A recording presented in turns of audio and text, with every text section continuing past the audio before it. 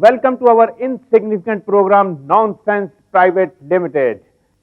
मैंने अपने पड़ोसी गुप्ता जी से पूछा कि आपका बेटा आजकल क्या काम करता है। और बोले जरा पढ़ाई लिखाई में कमजोर था, हमने उसे रिपेयर का काम शुरू करवा के दिया। मैंने कहा किस चीज की रिपेयर करता है? कहते फटे पुराने नोटों की।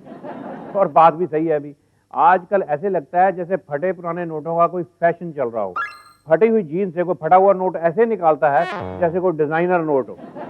बैंक से आप बंधा हुआ बंडल भी ले आओ, उसमें से कुछ नोट ऐसे निकलाएंगे जैसे छीना झपटी के बाद बंडल बनाया हो। पिछले हफ्ते मैं अपने एक दोस्त के घर गया।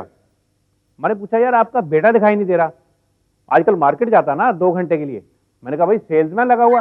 नहीं फटे पुराने नोट चलाने जाता है। भाई उसका बिजनेस है, आप उसे कोई भी फटा पुराना नोट दे दो, आधी कीमत पर लेगा, हेरा फेरी से मार्केट में चला देगा। वो बात अलग है कि 7 दिन के बाद वो घूम घाम के नोट आपके पास ही पहुंच जाए।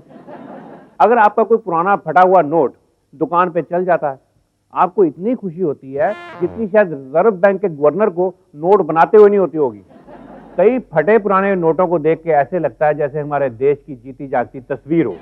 अल्लाह के नाम पे कोई गोंद दे दे बाबा, मौला के नाम पे कोई चिपकाने वाली टेप दे दे बाबा। भाई हमारा ये प्रोग्राम चल रहा है नॉनसेंस प्राइवेट लिमिटेड, बीच में कहाँ गए हो तुम? अरे प्रोग्राम तो बाबा चलता ही रहेगा, इधर 2 दिन से मैंने कुछ खाया नहीं। कोई गोंद दे दे बाबा, कोई टेप दे दे बाबा। चीजें खाने वाली हैं, लगता है इसका भूख से दिमाग खराब हो गया। अच्छा ये ले कुछ खा लेना, जाओ। हाँ तो मैं कह रहा, ये तो फटा हुआ नोट है। ओहो तो यार चिपका लेना यार, इसको जोड़ ले। उसीलिए तो गोंद मांग रहा हूँ, नोट तो बहुत है मेरे पास। कोई गोंद दे दे बाबा, कोई टेप दे दे बाबा। कोई भाई बात तो सही है, फटे हुए नोटों की वजह से भिखारियों को कितनी दिक्कत आती है। पिछले हफ्ते मुझे एक भिखारी मिला। मैंने कहा भाई मैंने तुझे पहचान लिया, पहले तो तुम अंधे बने होते थे, अब तुम लंगड़े बने हो। कहता क्या करे सरदार जी, जब हम अंधे थे लोग फटे हुए नोट दे के चले जाते थे, वो भी आधे आधे। हमारे यहाँ लोग लक्ष्मी की पूजा जरूर करते हैं लेकिन इज्जत नहीं करते।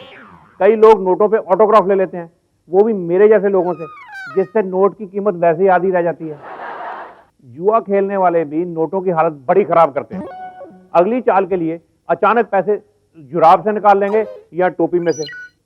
नोट को गंदा करने के कई तरीके हैं। आप नोट पे शेरो शायरी लिख सकते हैं, किसी का एड्रेस लिख सकते हैं, किसी का टेलीफोन नंबर लिख सकते हैं। वो नोट मार्केट में तो नहीं चल सकता, लेकिन मंदिर या गुरुद्वारे में तो चढ़ा सकते हैं, क्योंकि भगवान कभी भी किसी से नहीं पूछता बेटा इस फटे हुए नोट का दूसरा हिस्सा कब चढ़ाएगा। कहने का मतलब ये है हमें अपने मुल्क की करेंसी की इज्जत करनी चाहिए।